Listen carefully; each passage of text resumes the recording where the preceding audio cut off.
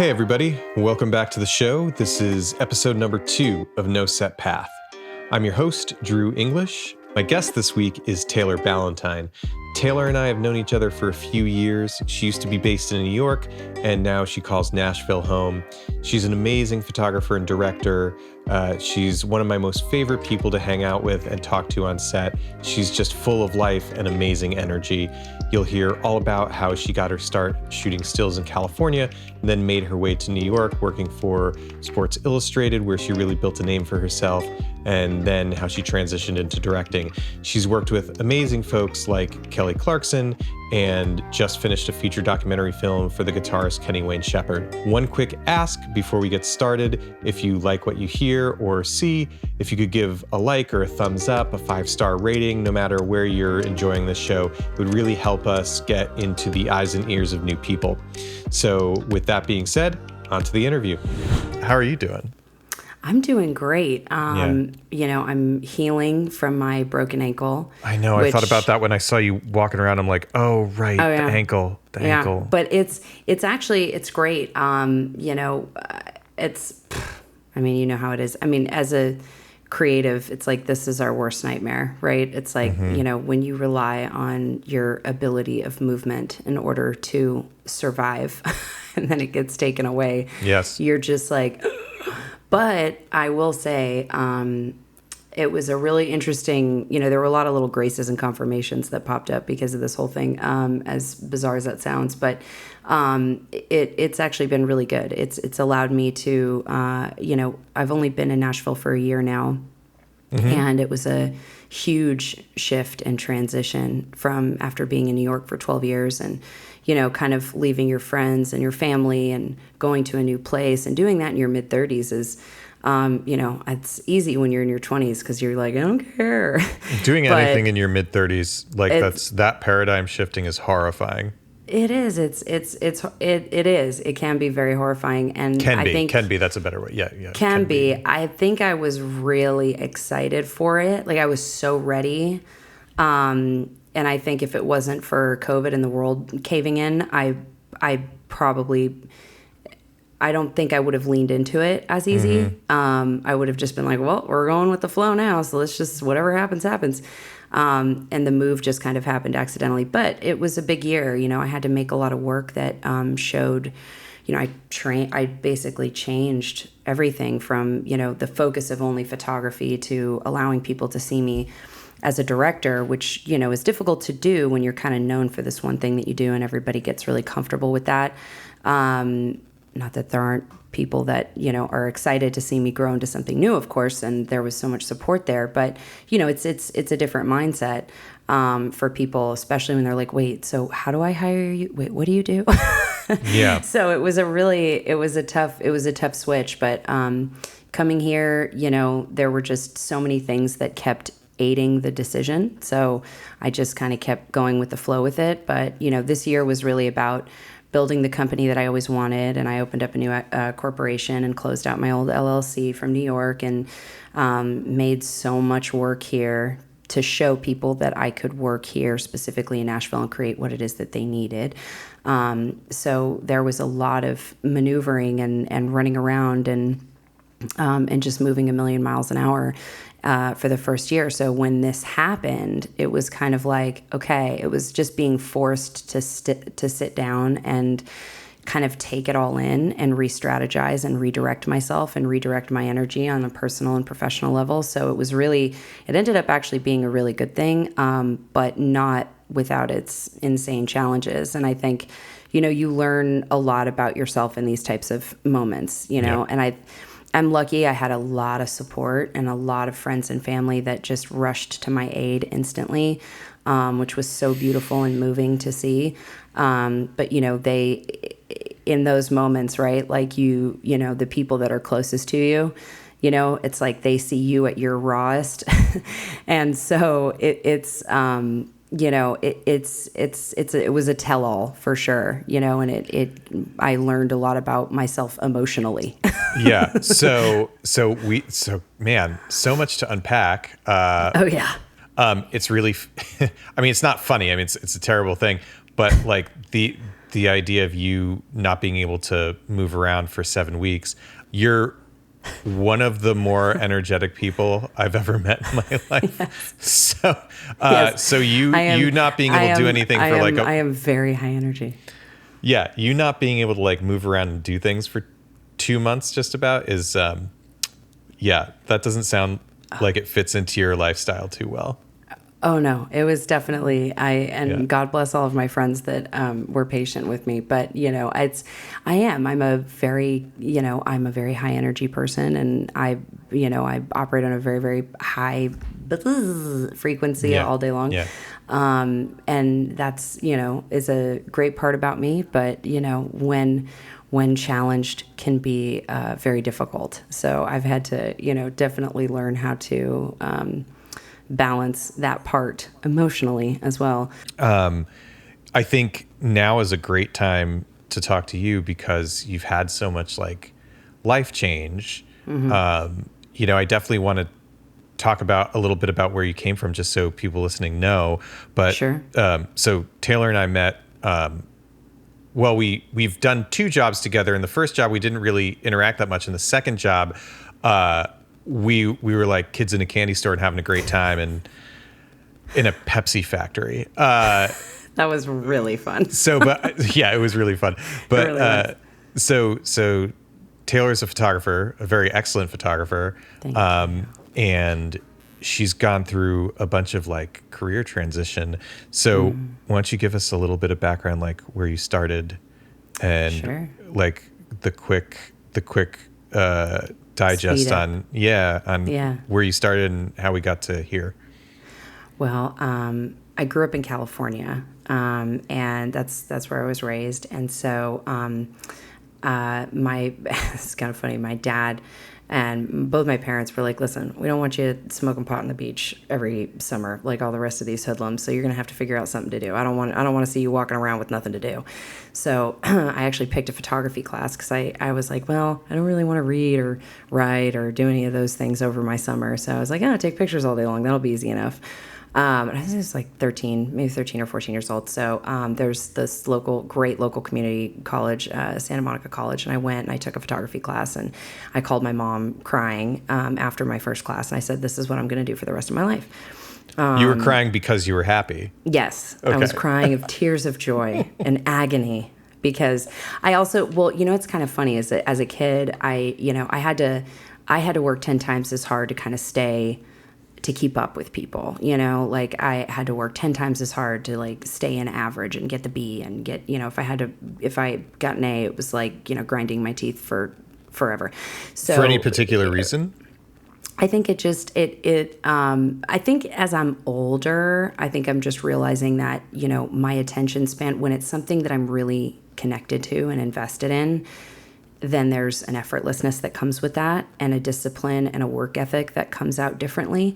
But if it's something that I have to work hard to stay focused on, it takes me much longer. It's a project, yeah. And so, and I was a good kid and a good student, and I wasn't a bad kid by any means, and I kind of did what I was told and all that kind of stuff. But and I grew up as an athlete, but I just and I was a swimmer and a cross country runner and did triathlons and all kinds of beach activities and things like that as a kid. But all those things, it was like I had to work 10 times as hard to keep up with kids that were twice as fast as me, just without even trying. And so I just never connected to anything. And so when I found photography, it was like, oh my gosh, this is my thing. I found my thing. And so that's why I was crying, because I was like, this is it. I've hit this thing that I know that like feels like resonates with me in a really, really deep way. So all throughout high school, I went back to the community college every summer and kept taking all of the courses and the classes. And when I was 16, I decided to start my own business. And my mom had a friend, that actually owned a store, a fashion store and clothing store in Las Vegas. And at this time I was about 18 years old, 17 or 18. And I was just going to college at Brooks Institute of Photography, which is where I studied. And it was an amazing program, and it really taught you all the technical aspects of photography. And I worked for two other photographers, two celebrity photographers in Los Angeles, and they both encouraged me to go to that school. I wanted to go straight to New York after high school. I was like, that's where I want to go. That's where I want to be. And they were like, you got to go to this school first, and gain your technical aspects of things first. So I had kind of started my business right kind of at the end of high school, and then going into college, I had my business and was going to school at the same time. And I was using a lot of the school equipment, which I wasn't supposed to do. Well, And the school is located in Santa Barbara, and all my clients were in LA. So it's a hike. So I went and I'd get in the car at 5 o'clock in the morning and drive, do the job, and make it back to class. And I would use, the jobs that I was doing as my assignments for school. So I was trying to do a double whammy. So that all occurred, but how that all got started was my mom's friend had this store in Vegas, and she was showing off these promos that she had just gotten done for her store. And I looked at them, and I, as you know me, I'm high energy and no filter. So and at 18, that was even worse. And so I took a look at the promos, and I was like, this is crap. And my mom was like kicking me under the table. I was like, Taylor. And the woman looked at me and said, you think you could do better? And I was like, I know I can. And she goes, all right, I'll make you a deal. She was like, you do all the promos and you do everything for my business, and we'll call it a trade for publication. I'll get you published. Does that work for you? And I was like, sure. So that was kind of my first real job. And then she ended up taking me downtown to the LA district, where there were all those showrooms. And so I walked around with a notebook, piece of paper, and a pen, and I wrote my name and number down, and I ripped it out of the notebook, and I went to like 200 showrooms in a day, and I just handed out my business card, and these, and everybody was kind of giggling a little bit. They're like, is this girl serious? Like, whoa, what's going on here? But 8 people called me back. And that's how I kind of started. And it was kind of e-commerce and, ready to wear kind of, commercial shots and stuff like that. And but that's how I started my business. This totally tracks for you, knowing you much better now. This makes a lot of sense. And also, that's a pretty good ratio of callbacks. I mean, let's just say it was like 200 shops and you got 8 callbacks. I mean, for the pretty first damn time, for writing your number on a piece of paper and tearing it out of a book, I think that's pretty good. I'm pretty sure it was graph paper also. Perfect. So yeah. That's perfect. So it was like even like, really, you can't even get like okay. But also, just to kind of to jump in, like, and the whole idea of this show being that it's called No Set Path, and there's no great name, by the way, one way of doing anything. And I think I would say now, or at least from my point of view, it's like now maybe high school aged entrepreneurship is a lot more commonplace. Yes. But back when we were younger, because I'm a little bit older than you, but not that much.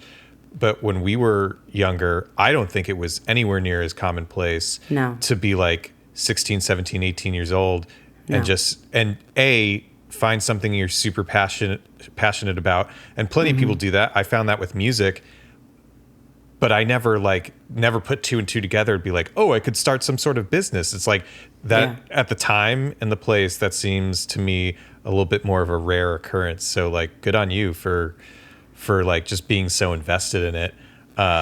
I mean, I also got lucky. I had parents that were extremely supportive, and they're in the creative field as well. And so they were just like, okay, kid, go for it.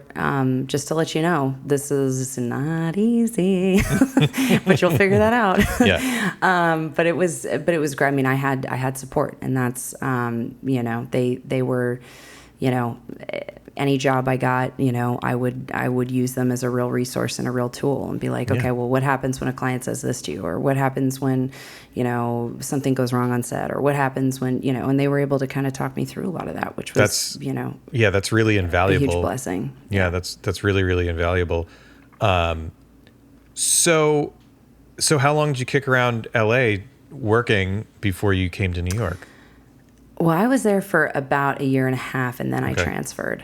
And then I transferred to New York, and I transferred schools, and I made this big jump. And not all of my credits transferred because it was a trade school versus a regular 4-year college.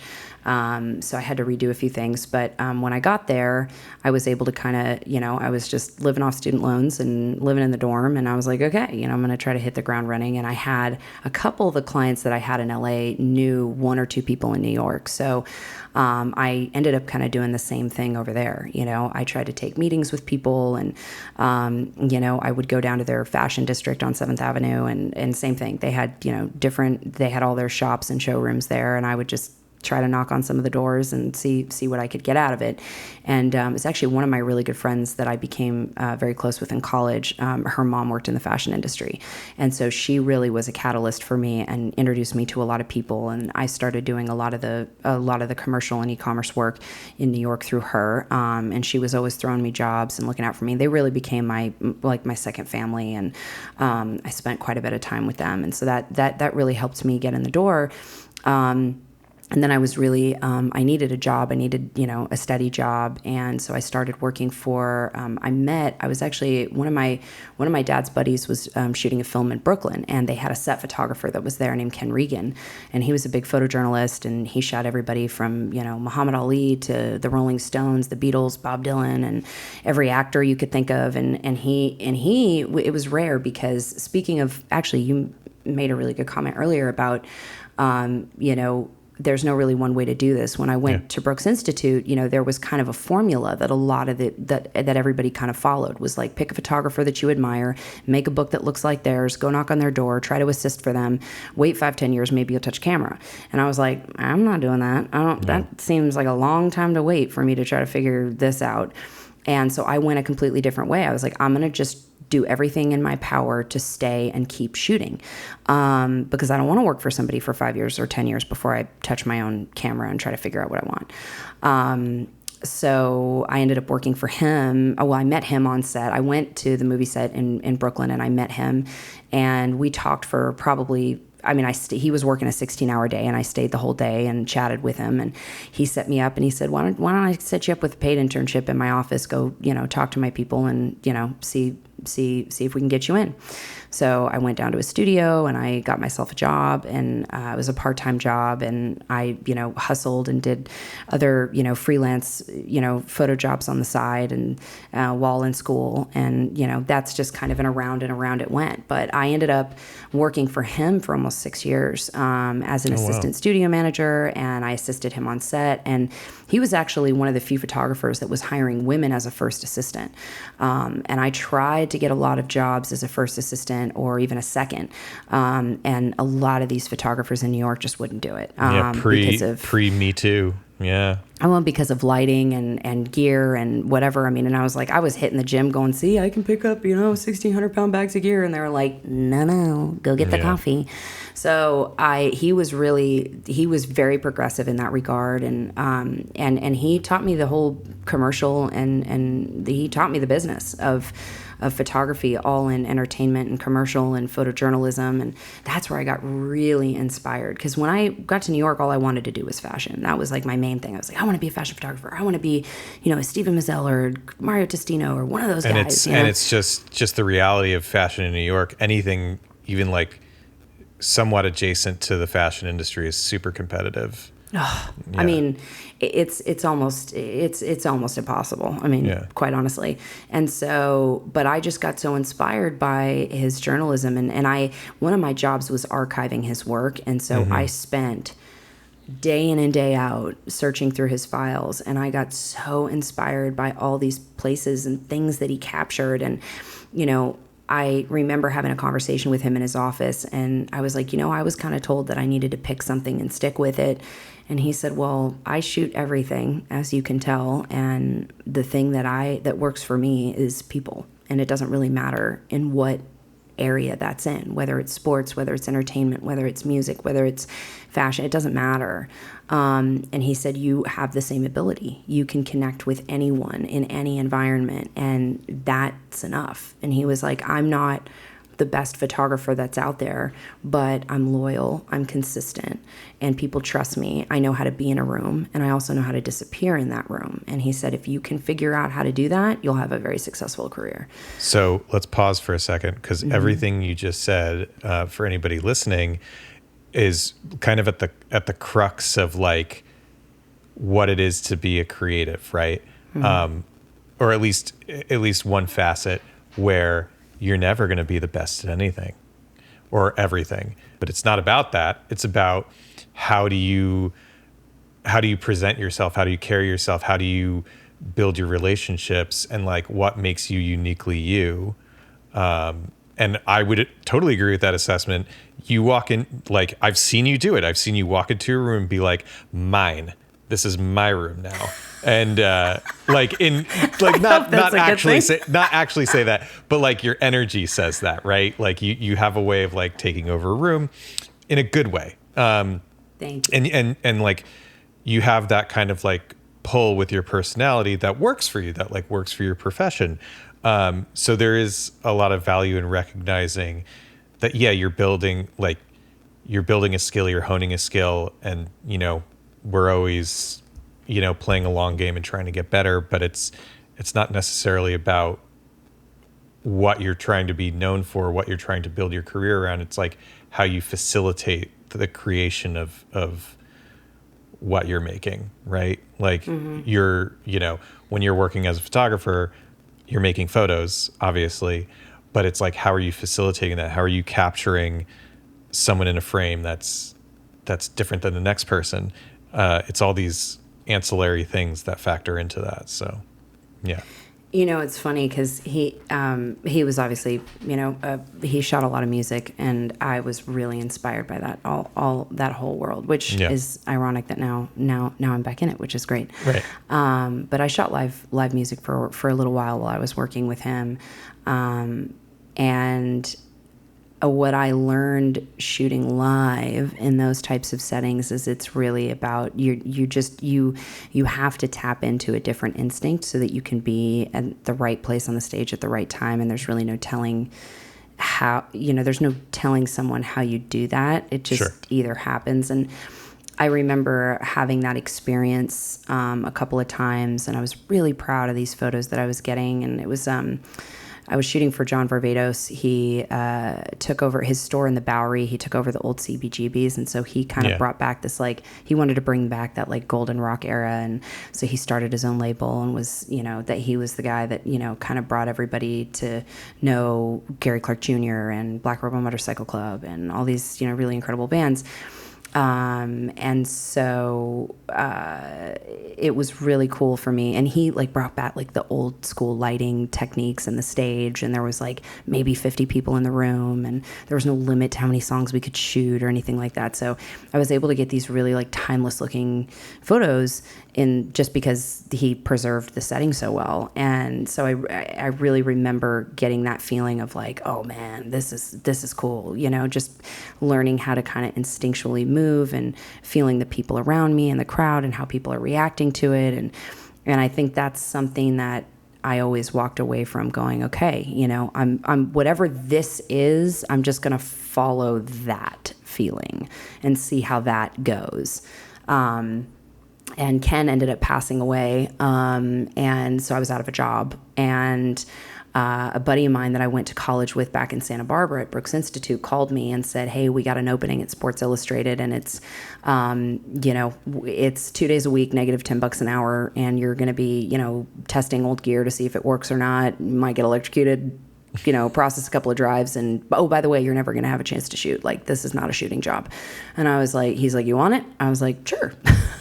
So I took it, and the first 6 months was very, very difficult and really tough. And then the company went through this huge transition, and they made everybody freelance, and they got rid of their staff photographers, and they finally came down to the basement and was like, hey, kid, can you shoot? And I was like, yeah. So I just kind of took whatever, jobs I could, whether it was shooting, writers' headshots or, football helmets for, product placement in the magazine or all kinds of stuff. And actually my very first shot that I ever did that did get published, which the picture was like this big in the magazine. Yeah. And it was a Nebraska football helmet. And my dad's originally from Nebraska, and he loves the Cornhuskers. And so I sent him that, and I was like, big things, Dad. He was like, yeah. oh, that's cool. Yeah. So it was, but I stuck it out for 6-7 years. I was on staff, 6 years I was on staff. Or I was with the company for 6 years. I was staff for 3 of those years. But I started creating what didn't exist. And the other transition that I was there for was .com. We had to take over .com, and we had to start creating content daily. And nobody really knew how to do that. They were like, okay, well, how are we gonna do this? And they had just started a television station at the time. So I went down to the television station and I said, what kind of people are you interviewing? And the producer gave me the list of their athletes, and I'm like, you got Usain Bolt walking around here and nobody's taking his picture? So I asked my boss, I said, hey, we've got that equipment closet back there. Can I make a little makeshift studio out of it? And he was like, sure, go ahead. And so I started this huge black and white series of all these athletes. And I think people started seeing value of how we could, create something from nothing, in-house, and it could save us time and money. And so I started doing that for Swimsuit. I started doing that for the main magazine, and eventually I started shooting covers, and they gave me really big projects and big opportunities. And, I got my first national cover when I was like 27, and that was really a big deal, of Russell Westbrook. And then I was able, the following year, I did a spread in the Swimsuit issue that it replaced body paint that year, and the project was entitled In Her Own Words. We ended up making a film of that as well, actually. And that's where the bug of directing got put into my brain. And I remember having a conversation about it with my dad. And I was like, I think I want to do this. Yeah. And he was like, you've always been that. Welcome to our side. Finally. Yeah. Join us. Come with me. Yeah. No, I've seen that work. The body paint work. I'll have to make sure you have that up on your site. I do. Well? Yeah. I'll put a link. I'll have to put a link to it because it's in there. It's really strong, and thank you. Yeah, and that is really cool that you kind of finally had that realization, and it totally makes sense. Just knowing your personality, knowing your skill set, and that you would somehow find a way into directing, right? Because it is kind of everything you talked about. It's creating something from nothing, having a vision, dealing with people, which you're totally a people person. Like you vibe really well off of other people's energy. Thank you. I think it's like a great combination of all the things that energize you that leads you to directing. In 2019, there was our company, Sports Illustrated, got sold like quite a few times. Sure. And we went through huge company layoffs. So I got laid off at the end of 2019. And so it was kind of my final push of like, okay, so I have this staff job, and I have my staff job, and I have my freelance job, and one's kind of getting in the way of the other, which is a good problem to have. And so the getting laid off really just kind of like put that fire under my butt, and I was like, okay, let's just go for this. Yeah. And then I ended up meeting my manager, Jen, and I'd known her for a long time, and she worked with one of my favorite photographers ever, Pamela Hansen, for a really long time. But I knew her through my childhood best friend, Kit. And they knew each other for a really long time, and we ended up at the same Christmas party. And so it was short, maybe less than, I think it was around the exact same time I got laid off. And I ended up talking to Jen at this Christmas party. And after many glasses of wine and lots of conversations, she told me that, she wanted to start managing artists. And so we teamed up in the beginning of 2020. And she really is the catalyst to this huge transition into Nashville, actually, because, she really helped me clean up my business model and my work, and helped me re-edit and just kind of re-strategize my whole thing. And she was the first person to come along to be like, listen, I get it. I get what it is that you're doing, and I get where you want to go, and I think it's very possible. So let's try to figure out how to make you a director if that's what you want. And so for the first few months of COVID, we spent a lot of time, I spent most all of COVID actually traveling because I happened to be in Florida when COVID hit with a friend. And so, that I just kept moving, and she kept telling me, don't come back to New York. Don't come back to New York. Just stay out there, stay shooting, stay hustling. You're finding ways to work where nobody can. So just keep doing it. And during that time, I redid my reel, I redid my book, I redid everything to position myself mainly as a director. And then Nashville just happened to present itself because in the last couple of months I was in New York. I decided to pack up after I got back from my travels, I finally came back to New York, and I just took one look around and I was like, nope. And I packed up my apartment in less than a week and threw everything in storage and gave my landlord my last notice. So that was going to be my question. Is like, what was the impetus to get out of New York? And it seems like it was just like a feeling. I couldn't afford to stay. And I was like, I couldn't get work. I couldn't afford to stay. And I was like, I don't know where I'm going to go, but I can't be here. Yep. And so I know that feeling. So I was like, I'm literally going to, and I threw all my stuff in storage. And as I was packing up, I was like, I had like 2 days left. Otherwise I was going to owe a lot of money. Yeah. And so I was kind of panicking, and it dawned on me that I had nowhere to go, and I hadn't made a plan, and I hadn't talked to anybody about it. Nobody really knew what I was doing except for my best friends. And obviously they were like, well, you just, but I'm like, I can't just be floating around. Like, I don't know what to do. So I called a friend of mine, and I said, my friend Kelly, and she was she's model and actor, but actually made the transition over to music recently. And I happened to call, and I go, she's a little bit of a mover and shaker. Let me call her and see what she's got up her sleeve. And she said, well, you're not going to believe this. She said, but I've got this huge townhouse that I'm living in. My friend abandoned it, and he's in Europe somewhere, and there's an extra room if you want to come and move in here for a while until you figure out where you want to go. And, so I ended up living there for 5 months, rent-free, in this gorgeous townhouse in Greenwich with her. And she was restructuring her whole career to become a musician while I was restructuring my entire career to become a director. And she's actually the person that brought me to Nashville. She said, hey, I got to shoot a music video. I got to get, some shots or whatever. Can I have you just come? And I was like, well, yeah, I'll do whatever you want. I mean, you got me a place for free. Yes, whatever you need. So we went to Nashville a couple of times together, and I ended up meeting her producer, one of her producers that she worked on an EP with, and he was in the band Lone Star, a famous country band in the 90s. If nobody knows who they are, they're great. And Dean Sams, who is the band leader, and does a lot of producing and recording for other artists, we hit it off. And he was like, what do you want to do? And he was like, what do you do? And I told him, and he was like, whoa. He was like, well, if you wanted to come to Nashville and direct, like you could probably do really well. Like, why don't, you want to give it a try? And I was like, yeah, man, if you hear of anything, let me know. And a couple nights later, he called me at like 1 a.m.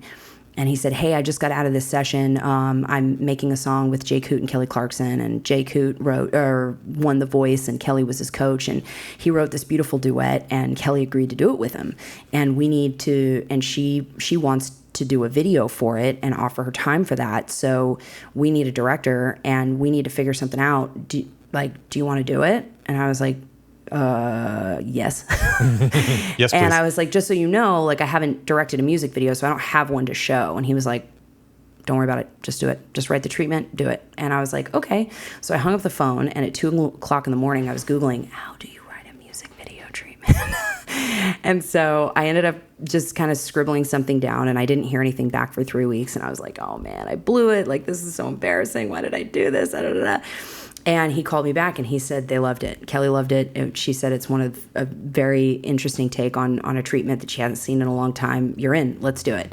And because it was COVID, we had to do everything with a small crew, but we also got the Belcourt Theatre for like no money. Yeah. And so we ended up shooting this beautiful duet called "I Would Have Loved You," and it's such a gorgeous song. And the whole time you just want to watch them sing. And so we did this very kind of operatic, very simple concept, and you just watch them walk around in this theater and they sing to each other, and eventually they meet, and it's this song that's all about, I'm gonna hate you as much as I once loved you, and so they kind of like battle it out, and it's just amazing to watch these two people sing. So, but that was my first music video, and it ended up going number one for music videos on the charts there, which was really interesting. And that's kind of what sparked me getting a little bit of attention, and I started meeting a lot of people in Nashville, and I just ended up moving and decided to commit and go, let's go all in and see where this goes. It's so interesting because there is a little bit of like right place, right time that goes into that. Yeah. I don't think that's ever going to really go away, especially working as a creative person. But it's really interesting that, how do I want to say it? Like just knowing yourself enough to take advantage of opportunities and meetings when they happen. And it's just like having that clarity of mind and that confidence to just be like, yeah, this is the path I'm putting myself on. This is what I want to do. I'm just going to start telling people about it. It's like a glorified version of fake it till you make it, honestly. Like, especially with like writing the music, like even writing the music video treatment and like not really knowing how to do it. Yeah. And I just talked to my buddy Brandon, who's on another episode, kind of about a similar thing. It's like just going for it and saying like, yes, I can do that. And then figuring it out as you go. I mean, sometimes you have to sometimes you just have to make it work for yourself. Well, you do. And I think like one of my mentors eons ago, amazing photographer, Richard Wright, and he said that to me when I was 14. He said, tell everybody what you want to do. Yeah. Whether you know what you're doing or not, talk about it. When I found directing, it was like, okay, I want to be able to understand and try my hand at all of these things, but I don't want to do that. I don't want to write. I don't want to be a cinematographer. I don't want to be the editor. And I feel like I've met and gotten to work with so many people, incredibly talented people such as yourself, where I go, okay, that's who I want to speak the same language, but I want to collaborate with that guy. I want him to do his thing and watch what I bring to the table and what he can bring to the table merge and see what happens. And well, it's actually, it's important to know what you don't want to do as much as like you said, important to know what you don't want to do in addition to what you do want to do. Oh yeah. And I think a lot of people, myself included, fall into the trap of like, and I still fall into this trap of like trying to take on too much. And some of like, and that's for any number of reasons, but like just saying, oh yeah, I'll, it's fine. I'll edit this or I'll do this. And it's like, great. But is that really what you want to be doing? And 9 times out of 10, the answer is no. Right. Sometimes you need to do things out of necessity, but it's, not making a habit of agreeing to do things you don't want to do is probably advisable. Well, it's like, very advisable. Well, it's like isn't there a book, Power of No, or something like that? Is there? I think there's something. The Power of No is like a big thing, and I think that there's a book. I didn't read it, but I've heard people talk about it. So it makes me sound like I'm read, but I'm going to see if that exists while we're talking. Let's see. But I mean, it's like a saying that I've heard from a lot of people. It's like the power of no, and learning how to say no is just as important as learning how to say yes. And I think, I come from the school and the background of, you say yes to everything and then figure out how to do it later. And that was kind of how I was raised and how I was taught in this business. And I think now, once you put in your 10,000 hours and then some, you can start to you can then start to fine tune a little bit, and you can kind of pull back and approach things with a different strategy. And I think it's also really important to stay evolving, and I think there's a lot of creatives out there that are intimidated with how fast and how quickly, our mediums are switching and changing. I definitely am. I'm one of those creatives who's intimidated by how quickly things are changing. I honestly think we all are, even if no one's admitting it. I'm like, you are scared shitless of social media. Don't lie. Like it's overwhelming and scary as all get out. And I think point being is just, to stay flexible in that regard. And that's sometimes that reminds me, this is very reminiscent of the feeling I had when I was like 20, in my 20s. Mm-hmm. And I had convinced myself that I would never turn into my parents in the specific way of like, oh, I grew up with technology. Like it's cool. I'll I'm always going to be up to date and I'll always know what's going on. Like I'm with it. I'm a with it kind of guy. Mm-hmm. And now fast forward to my 40s and I'm just like, no, what the hell are kids today doing? No. It's like I've literally turned into my parents. Yeah. Oh, yeah. 100%. It's horrifying. I mean, that's, I actually, speaking of I actually just started creative consulting part-time for this new company called Media Row. And they're a social media digital marketing company out here based in Nashville. The owner's actually in Texas, but the creative director and I are here. And they recently took me on. And what they're specializing in is actually just, the creation of the content of short form video specifically for, whatever talent, be it an artist, an actor, or whatever. Sure. And so what's really cool about that, though, and I think that's what's interesting, is I've always been super intimidated by the social media world, like incredibly intimidated by it, especially when you start to hear things in the beginning, like, if you don't have X amount of followers, you're not going to get hired. I know. And I'm like, go away. Puke. And puke is right. And so I was like, but that cannot be all that, and you've got over 4 billion people a day on TikTok. I mean, that is a global audience. And I don't want to be one of those people that rejected trying to understand what it is, because that's how people are digesting information. And as a director, that's my job, part of my job is to know how people are digesting information. What is their intake like, and what form can I put that in to meet their needs, right? Because that's what it's about, especially if you have the want to get your stories out there, then that's the only way you're going to be able to do it.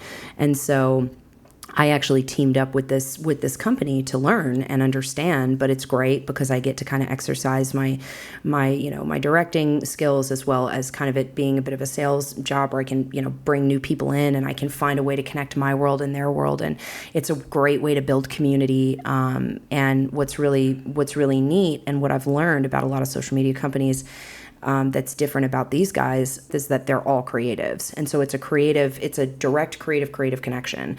And so it's really, and I look at social media as a creative space. And I feel like creatives need to kind of take back that space, right? And learn about what it can do for us, because it's really, really friendly for a creative platform for storytellers. And that's the world we're living in, is short form video. And so, and there's ways to incorporate still into that. I'm like, anybody who tells me that stills are irrelevant, I will break your neck. That is wildly untrue. I was like, why aren't people digesting these still images? It's because it's an interactive platform, right? It's interactive. People want to participate in it. So like when I go and make a reel of like what the shot setup looked like and what the final shot ended up looking like, right? That's interesting to people. They can connect with that. They can hold on to that. And I think instead of it being like, oh man, like it's all about video and stills are, it's pointless, and you could chase trends and viral this, that all day long, but like that's not the point. The point is to connect with yourself as the authentic artist and be able to use the platform to your benefit and know that it's an interactive platform, and that's a way to reach people. And if you can make that the priority, then you'll be fine. That's a really, really excellent point that I actually haven't heard brought up before, and I'm sure plenty of people are talking about it, but I've never like heard it in a spot that's come across, my desk here, which is basically, hey, these are creative platforms, like people want to interact. Like what's the what's really at the crux of the matter. I mean, there's all this other fluff and extra stuff that goes around with it that really just winds up being a distraction, right? Yeah. Everything is a distraction around kind of the core principle of like, why do these things exist in the first place? It's to interact. It's to interact with other people. I don't want to keep you too much longer, but I do as long as you want. Yay! I do want to like shift gears a little bit. Sure. What does a real day look like for you? I think it's kind of in our in our nature, in a professional sense, to always make things seem like onward and upward, a bigger, better, more like, like you're always progressing. You're like, everybody wants to show that they're like killing it in their respective, career path. And that's cool. Like I want to do that too. But that's also not real. It's also not doesn't real. Always look like that. It's also not real. Because as soon as I get off this call with you, I'm going to go relieve my wife from our 5-month-old and probably get cried at and spit up on and have to change a poopy diaper or something. And it's like, love that. And then love poopy diapers. Big fan. Big fan. It just takes so much time and energy. And that's just one aspect of life.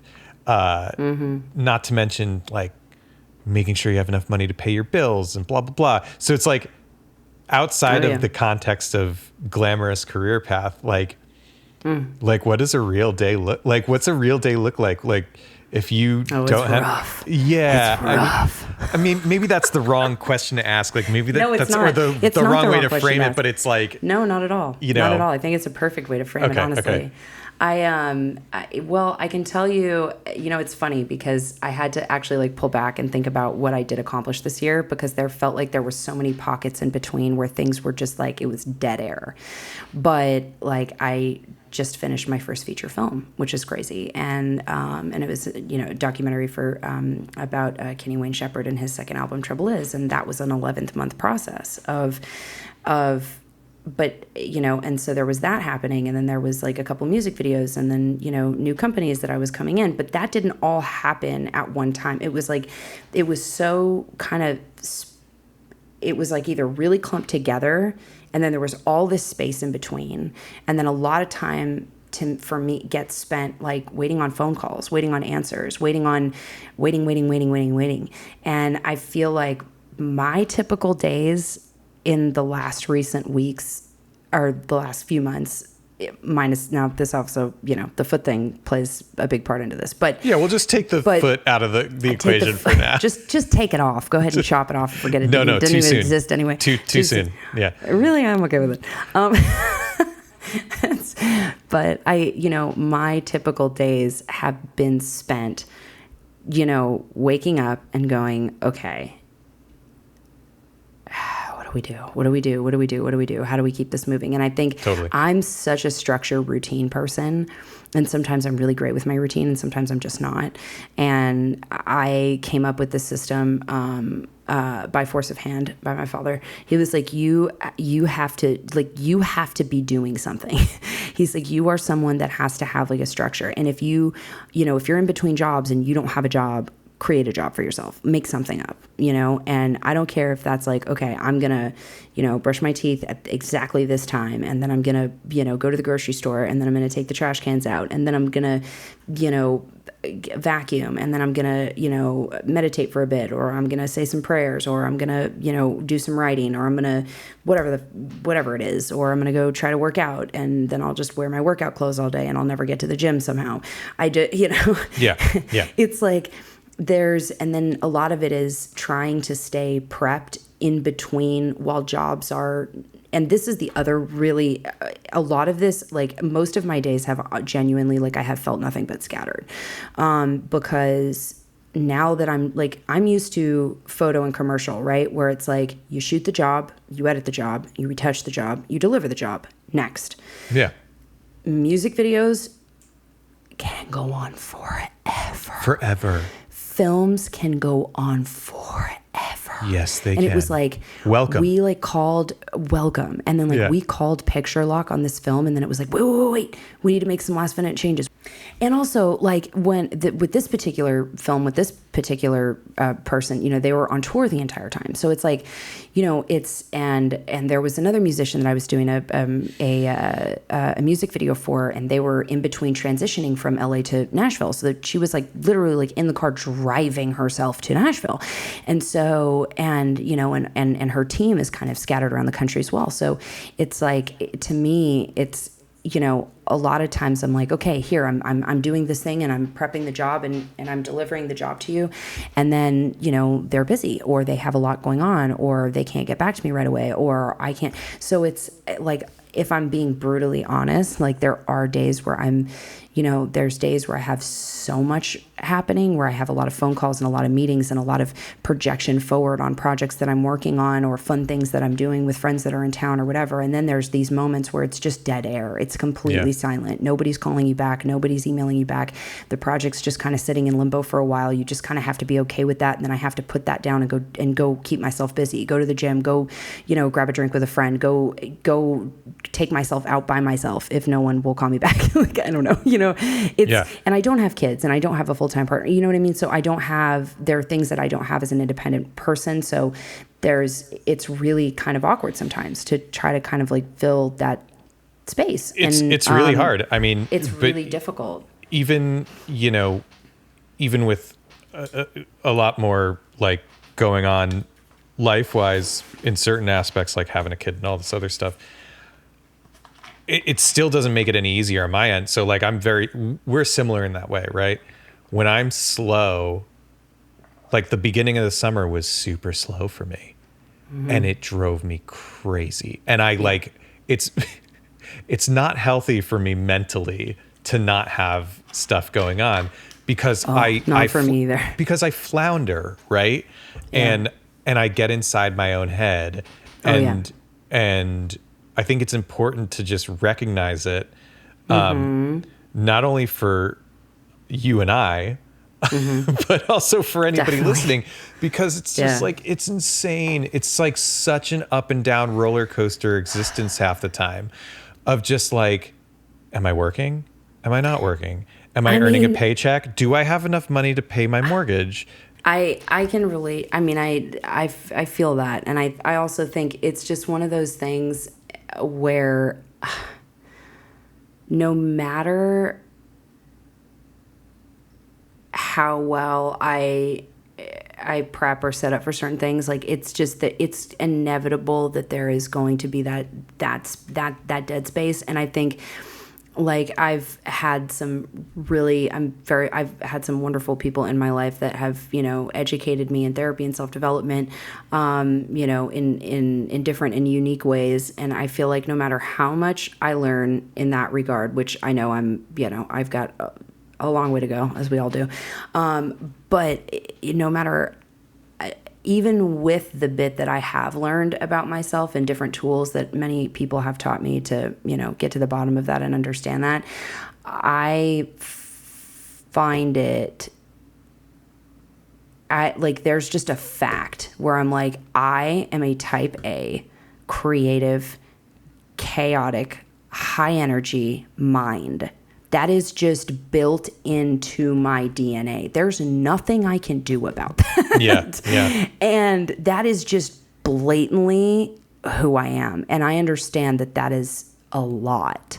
And I think for me, what I'm learning as I get older, the importance of how you perceive yourself and how others perceive you. Yeah. And I know that I'm not always going to but I also believe too that it's like if someone is going to perceive you in a specific way, right, and like tell you, you know, this is who you are, this is what's happening, or this is your, you know, kind of a character assassination assessment, you know, it's like at that point, it's like you have to check in with yourself and be like, is that true? Like, is that true? And am I going to wear that? Or am I going to go, yeah, there's aspects that I agree with, but there's other aspects that I don't. And I think for me, like I'm learning right now, being that chaotic, high energy person who has always kind of been wired to support herself and be independent. And I have since I was a very young person. Yeah. And so I think there's a different grit that's built in me that not everybody has had to deal with, right? I agree with that. So even though I've had incredible support from an emotional and family standpoint, there's, I've had to fend for myself. And I think that's something that gives me that energy is required, right? Like that energy is required for me to survive, to feed myself, to put food on my table, to keep a roof over my head. And I'm having to constantly reinvent in this creative space because it's not a safety net and I don't have a safety net. Yep. So I think that does require that makes that energy go sometimes. And I'm learning how to be less reactionary, a little quieter, listen more. I have not mastered that, but I'm working on it. I'm aware of it. I'm fully aware. I know that is a part of who I am, and that can be used for good or for evil, right? Well, so does that make sense? 100%, because what I was going to say is not necessarily on the character assassination track, but going the other way. You were talking about how other people perceive you and then what that actually means for you. And then what I was going to say is sometimes it's important to reframe how you view yourself too. So I was sitting down. You have to. I was sitting down after a job this past week with a buddy who I was working with, and he's AC'd for me a bunch over the last few years, and we were just talking. We were having a drink. We were talking, just unwinding after the job, and I said something I forget how it came up, but I said, "Oh, I tend to be like a really glasses half empty, pessimistic person." And I think I've always just told myself that for a long time.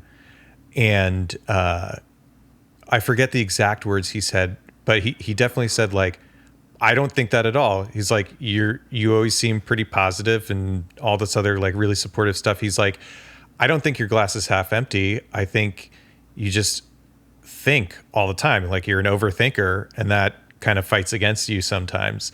So, but something simple like that is also really helpful to like kind of reframe how I view myself a little bit, where it's like, I'm so glad you brought that up because there's something that there's like a really strong lesson that I've been learning this year. And like I said, I've had, friends in my life that are, willing to tell me the truth, right? And what I need to work on or how they see or how they take something, right? And, and learning how to take criticism at different aspects of your life, right? But then there's something underneath that's called the narrative, right? Like what's the narrative that you've been telling yourself and how have you been conditioning yourself, right? And I think there are things that I have that I know that I've struggled with in the past that I feel that are shifting and changing, but like things like that will fall out of my mouth where I'm like, wait a minute, but that's not actually how I think now, but that is how I've been thinking or how I have thought in the past.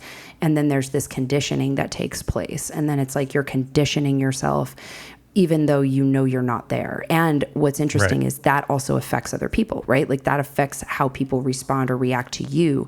And they treat you that way if that's what you're projecting. That's your narrative. You're in control of that narrative. So, and it's like, and when you are choosing to make boundaries or make that shift, like you said, reframe yourself, right? Other people, you have to give people the grace to readjust to that.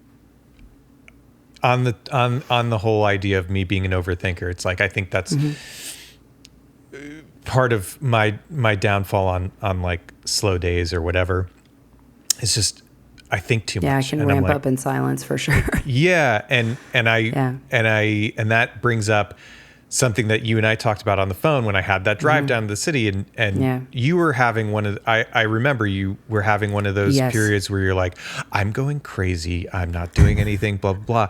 And then you told me, and I forget who gave this advice to you, but you said, sometimes I just have to like literally get on the couch and sit on my hands. I was like, oh my God, this is incredible advice. Like you have to put yourself in a place where you physically can't do anything. And all you're able to do is just sit there with yourself and like deal with your own shit. And it sucks. It sucks so hard. It sucks. And I mean, this break of the ankle has been the extreme equivalent of sit on your hands and don't do anything and just sit with yourself. And I think that's, what has disrupted a lot of us. I feel like because of, not to, bring it in this direction, but like because of COVID, I think a lot of people, everybody's hands were tied and everybody had to sit in silence and everybody had to face themselves in a different way. And that there's a lot of disruption within that. But I think again, that's where the real growth happens, and I've, that's where, like, that to me is where that's where the real stuff gets healed, and is when you can sit in that silence and stuff. But it is really uncomfortable, right? To sit with yourself and have all these crazy things come up. It's also how you grow. It's like, just having to sit there and deal with that stuff and being presented with situations like COVID where our whole, like, just like so many other industries, basically just went completely dark, and you just have to like really get straight with yourself and like kind of reprioritize and recontextualize some things. I mean, that's not really going to change. There's still going to be like periods like that for everybody. I think what's nice about being in like a creative field, it's like a long game. It's like you're not going to age out of it, Oh man. I'm also pretty convinced that I'm going to work until the day I die, because I, work for myself and pay my own health insurance. So whatever.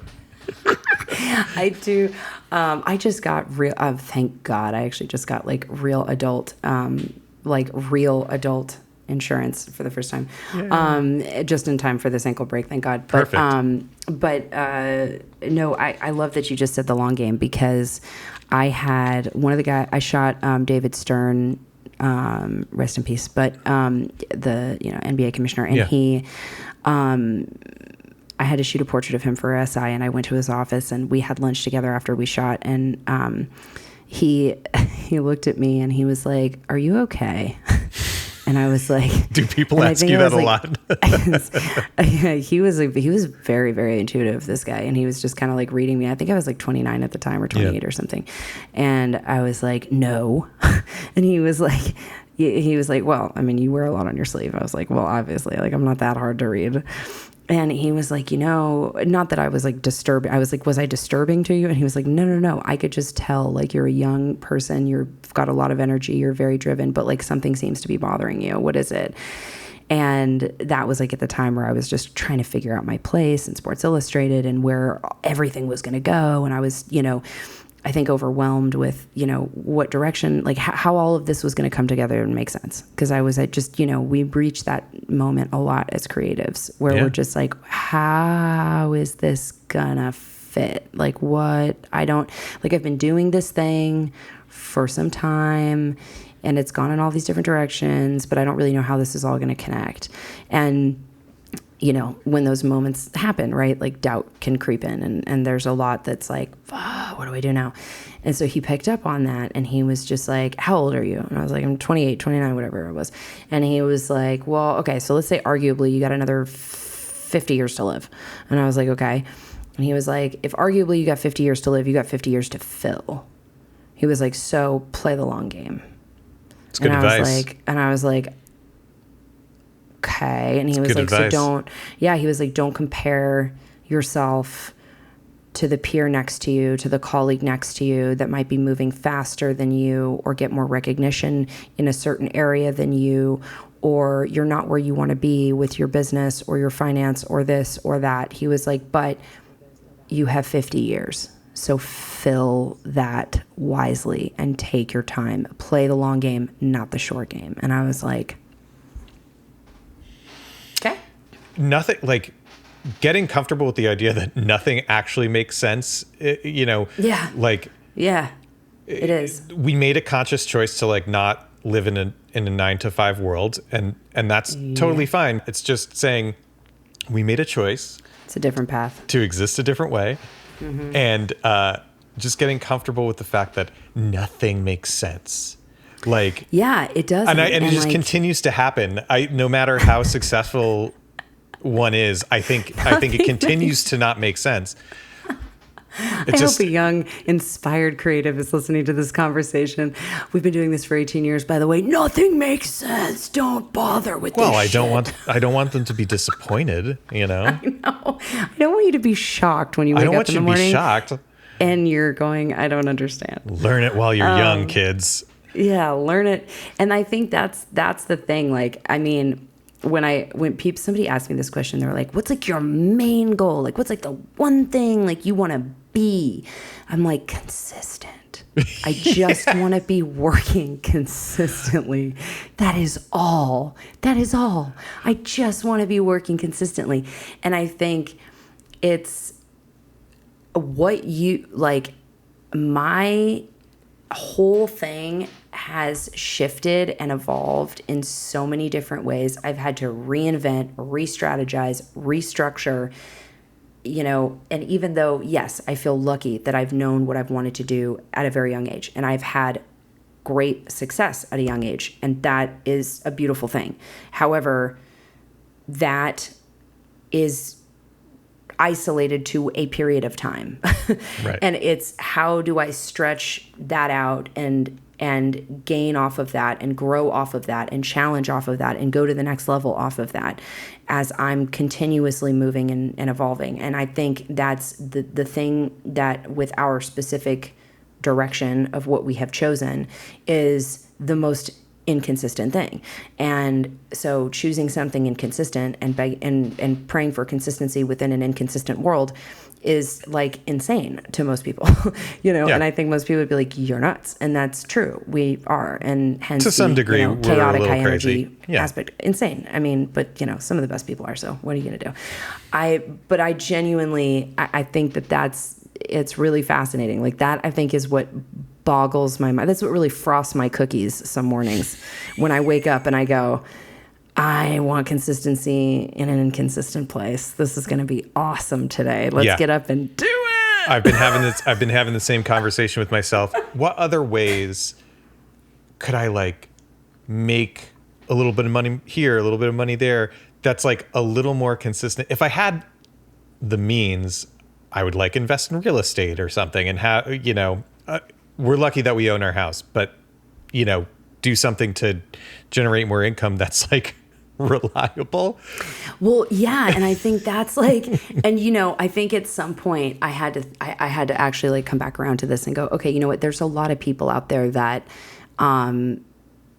invest in all kinds of things, right? Like they have their hand in many things. And that's kind of the entrepreneurial aspect of our business. And I think for me, what has made the most sense for me as an individual is keeping it all connected to the big picture. Right. And if I can find ways to subsidize my income or have my hand in a couple of different things, is it connected? Mm-hmm. Because knowing that I am someone that I'm very malleable to my environment, and once I put my focus on something that excites me, it's like, and so what I don't want to have happen is have that extreme focus occur when I get excited, and then there's a disconnect to all these other things that I know that is really embedded in me. So it's helping me be more selective as to how, and, that's what I mean by like, just, now I'm at a point in my career where I don't have to, well, maybe that's the wrong way to put it. I do have to, but I think I'm at a point where I'm like, I don't want to just hustle, say yes. I want to do this with more strategic intention. I mean, that to me, that's a part of it, and I think that's something that I'm learning at this new stage for myself. Yeah, be intentional, stay true to yourself, and have a little bit of faith that stuff will. Stay true, have faith, and we'll end it with a song. Sing. Yeah, even though I don't, I mean, I'm tone deaf. I genuinely am. Don't tell any of the musicians you work with that you are. Yeah, yeah. Oh, they already know. Oh, great. I sing on set. I sing and just all day long. You know that. I know. We'll get there. I'm excited to work on something together again at some point. Please come here. We'll figure it out. Thank you so much for doing this. I really appreciate it. Thank you so much for having me. This was amazing. I really enjoyed this. And Good. I love the title and I love the intention behind it. And you are like literally one of my favorite people to talk to, especially because you love talking on the phone. And like, I don't have many people in my life that they will put up with it because they know I do, which is very kind. But like you genuinely enjoy it as much as I do. So totally. We have great conversations and I very much enjoy it. So thank you for having me. It means a lot. Thank you. You're very welcome. It's nice to know that other people have similar thoughts and are going through similar things, or just it's connecting in any way. I'm just trying to bring some attention. Yeah, I'm trying to bring some attention to that. That's exactly Excellent. it. All right, there you have it. Thanks for listening, and I hope you enjoyed that interview with Taylor. If you want to find out more about what she's up to, you can check out her website at taylorballantyne.com. That's BALLANTYNE.com. Or her Instagram profiles. She has 2 of them. It's at TaylorBPhoto or at TaylorBFilm. If you want to find out more about what's happening with this podcast or what I'm up to, you can go to nosetpath.com or the Instagram profile for this show, which is at NoSetPath Podcast. Thanks again for being here and look forward to the next one.